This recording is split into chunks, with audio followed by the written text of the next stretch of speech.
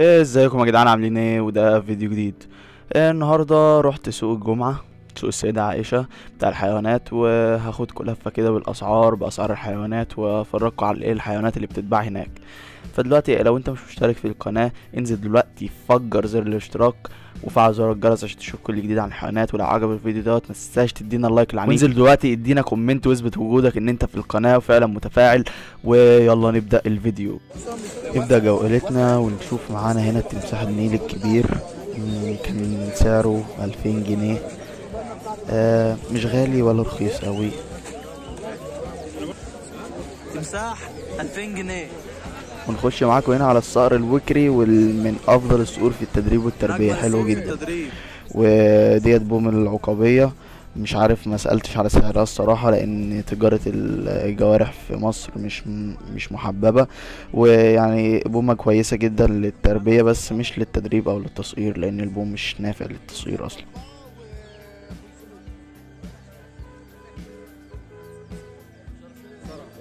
تمساح صغير ب 400 جنيه و500 جنيه تماسيح صغيرة. وهنا بقى دخلنا على التماسيح الصغيرة، واللي كان سعرها تمساح ب400 وتمساح ب500 جنيه. والصراحة كانوا واكلين وكان حجمهم كويس جدا.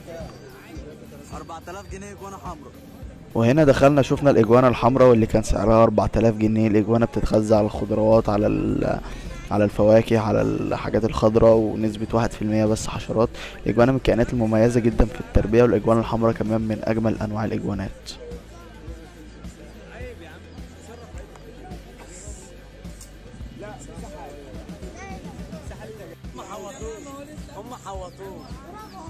وهنا دوت انا كنت واخد شوت حلو كده للتمساح علشان يبان شكله ويبان حجمه كمان.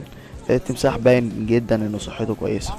وهنا معانا الصقور الشرياص، اللي كان سعرها من 50 جنيه ل100 جنيه على حسب الصحة وعلى حسب الحجم وعلى حسب برضه هو ذكر ولا انثى. الصقور الشرياص من الصقور المميزة جدا في التربية والتدريب، تدريب الصقور طبعا، ومن الصقور اللي بتستجيب بسرعة. وهنا بقى ندخل على الملوك، ندخل على التعابين. واول تعبان عينيا جت عليه كان تعبان الهرسين الاحمر. لفتني جدا انه جميل، والوانه الحمراء او البرتقاني اللي تحت جسمه جميله جدا، وجنبه على النوع الاخضر منه اللي هو تعبان ابو السيور الزراعي. الاتنين نفس الجنس، دوت بيعيش في الصحراء ودوت بيعيش في الزراعه. هنا ندخل على بومة الحظائر او بومة وش القلب. البومة جميلة جدا. وديت النسانيس معانا. النسانيس كان سعرها 4000 جنيه ل 7000 جنيه على حسب الذكر او النتاية. وهنا كمان دخلنا على التعابين الارقم البيتي وابو السيور. التعابين الارقم البيتي كانت بادئة هنا من 200 جنيه، وابو السيور كان بادئ من 20 جنيه لحد معاك من لحد 150 جنيه. التعابين الارقم البيتي تعبان جميل جدا. وهنا ندخل على الحربايات الصغيرة، اللي كان سعر الحرباية من 10 ل25 جنيه. الحراب الصغيرة ما انصحكش تجيبها قوي علشان هتتعبك في تأكيل الحشرات. هنا ندخل على الفئران الصحراوي، ودي الفئران بتتغذى على القوارض، على الخضروات، على الفواكه، وبتعيش في الصحراء فبتحتاج رمل كفرش عشان بيستحموا في الرمل. ومن الفئران الجميلة جدا في التربية.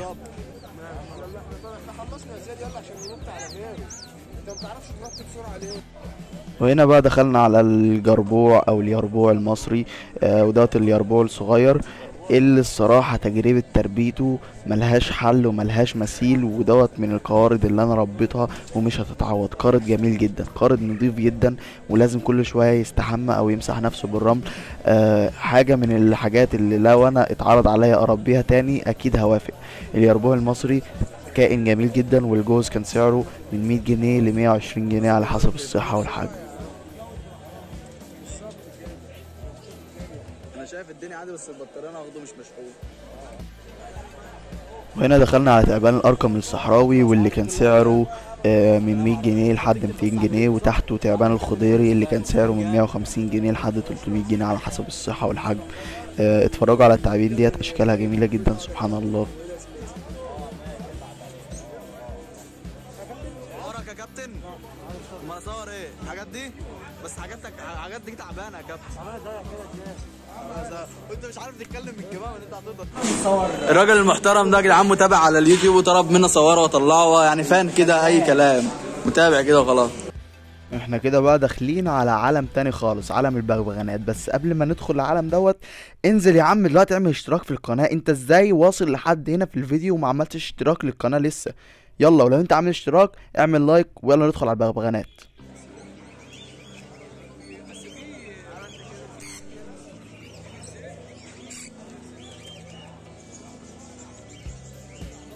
هنا بقى دخلنا على البغبغانات، والبغبغان الكاسكو دوت ما كانش راضي يبطل جعير، تقريبا كان جاي صيد او حاجه زي كده، فما كانش راضي يبطل جعير طول ما انا بصوره.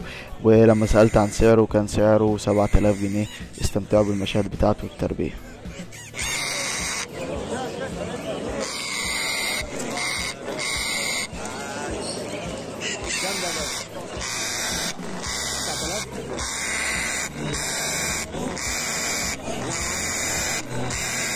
خلاص بقى يا عم، ودنا وجعتنا من الجعير بتاعك. يلا بقى نخش على الحاجات الجميله، الحاجات الرقيقه، الحاجات الحلوه. ومعانا هنا الصن كونيور، واللي كان سعره الجوز 2500 جنيه. يا لهوي، شوف شوف شوف شوف، قاعد بياكل في الكاميرا. شوت جامد. بص بص بص بص.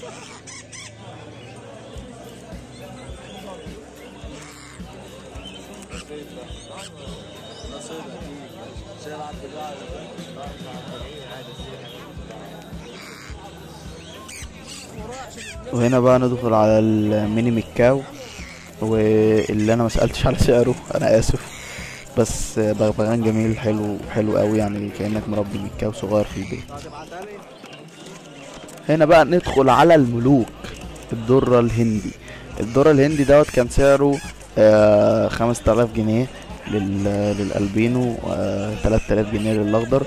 بغبغانات حلوه جدا.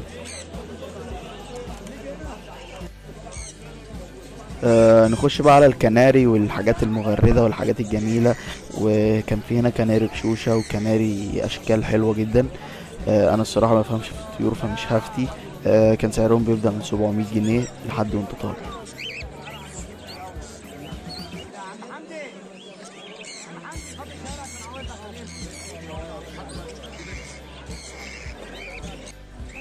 هنا بقى معانا العصافير الاسترار الفالو او العصافير الفالو برضه، يعني مش عارف.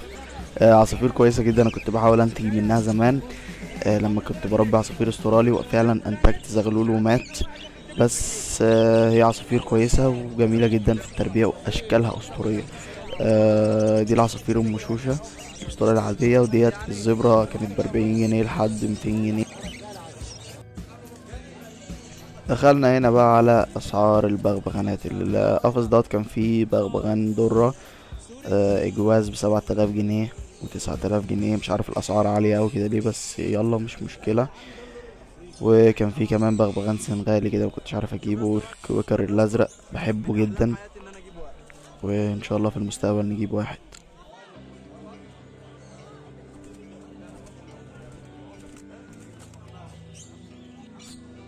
هنا بقى بغبغان اللوري او اللوري زي ما بيقولوا. ودوت بغبغان انا كنت عارف انه بيتغذى على رحيق الازهار، مش عارف هو بيتربى بياكل حبوب برضو والكلام دوت. بس هو من البغبغانات اللي الوانها ضربة في بعضها، الوان جميلة جدا جدا جدا. اللي هيمتلك واحد من البغبغانات ديت هيبقى كأنه بيمتلك العالم كله.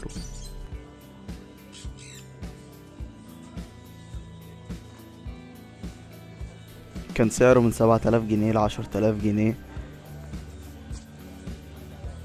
ودوت الصن كونيور احنا شفناه الجوز ب2500 ل3000 جنيه.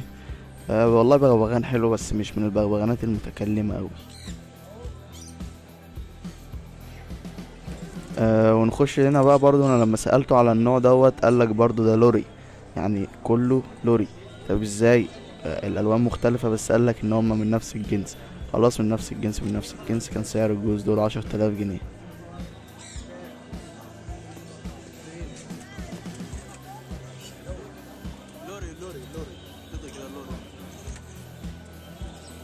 ودوت برضو ما سألناش الصراحة عليه قوي، بس الناس برضو كانوا بيقولوا ان هو لوري وكله من نفس الجنس. مش عارف الكلام ده صح ولا لأ، بس ما تختبرنيش في البغبغانات اوي لان على قدي برضو في المعلومات. وهنا دوت الامازون اليلو فرونتد من البغبغانات الذكية جدا. ودوت الكوكاتو الابيض جميل جدا. وهنا النسناس كان سعره هنا غالي 4000 جنيه ل5000 جنيه. ونخش على الزرع. هنا بقى كان عاجبني شكل الزرع قوي، لانه بقول لك هي حاجه جميله قوي، وبيطلع كده اكسجين من تحت. جميل وكمان رخيص، ده ب10 جنيه بس الرابطه. هوريكم شكل الرابطه قريب. وكان فيه برضو كده نباتات عايمه على وش الميه، حاجات ما شاء الله، يعني شكلها جميل جدا جدا. هكتب لكم طبعا الانواع دلوقتي هي ايه، بس النبتة دي كانت عجباني قوي، بيقول لك اسمها خاص او حاجة زي كده.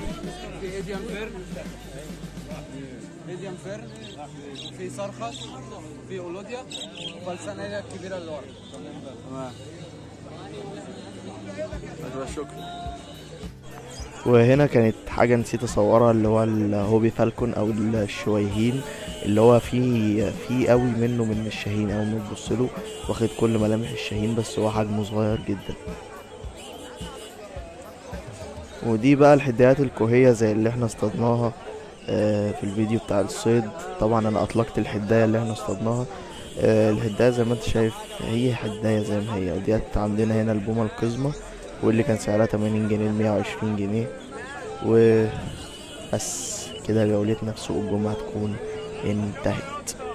خد يا اسطى، هنا رايح فين؟ مش عشان الجولة انتهت يبقى الفيديو انتهى. انزل دلوقتي اعمل اشتراك يا صاحبي، وفعل زرار الجرس عشان تشوف كل فيديو جديد بنزله. ما ينفعش انزل فيديو وحضرتك ما تشوفوش، لازم تشوفه. ايه يا عم؟ يلا اشوفكم في فيديو جديد، في رعاية الله.